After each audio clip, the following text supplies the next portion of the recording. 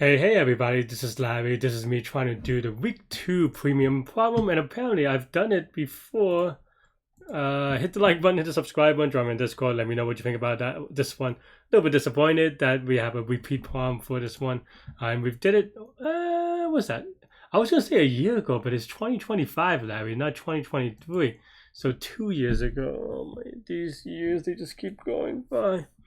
Anyway, we have 1100, find k-length substrings with no repeated characters. Okay, so give me a string s and an integer k, return the number of substrings in s of length k with no repeated characters. Okay, I mean, I don't know. I don't know if I'm lazy today or not, but I feel like we've done similar problems so many times that I'm not sure, right? But okay, so the first thing that I would try to do, right, is just by keeping track of a set or something. And this is just sliding windows. That's what I'm going to say. And yeah, and the idea here is just, well, keep track of what's inside the window, right? And what's inside the window, you can just keep track of the right side and the left side and then change one at a time. I think there are some stuff about, but pretty straightforward. I think we start with a frequency table, and that's the characters inside the window, right? And then maybe we have for right in range of n, where n is the length of s,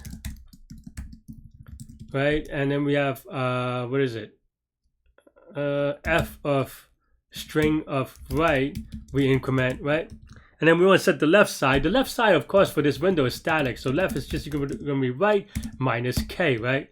And technically, the left cell is going to be this plus 1 inside the window if you want to do inclusive. So that means that the one that just left the window, it's going to be left minus 1. So if this is greater than equal to 0, that means that we have enough. Then f of s of left minus 1.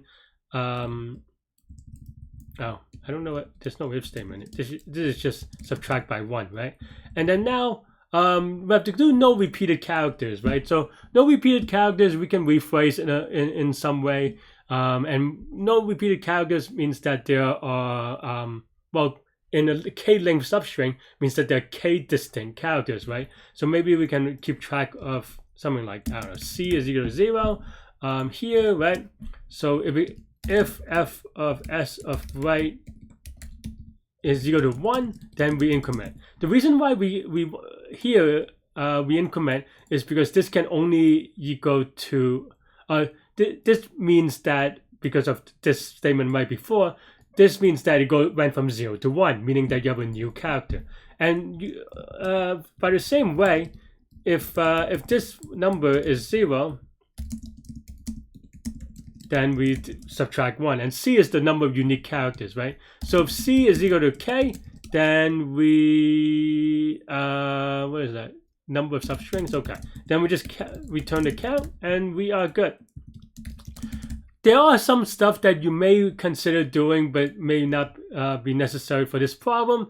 Some of them might be that, for example, you have to check that you have enough characters, but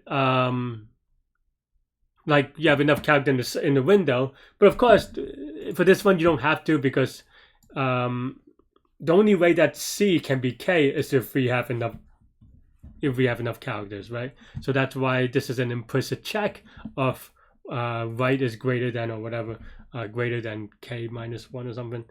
But yeah, that's why I have this one. This is going to be linear time because we just go through the array once.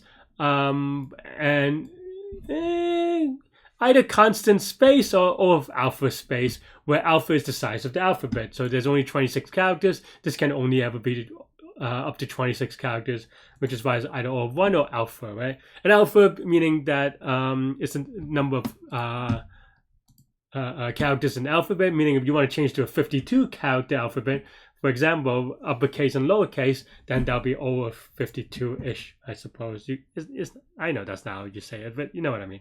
But yeah, my eyes are killing me. I'm passing out, so that's why I have this one. Have a great weekend, everybody. Stay good, stay healthy, to good mental health. I'll see y'all later and take care. Bye-bye.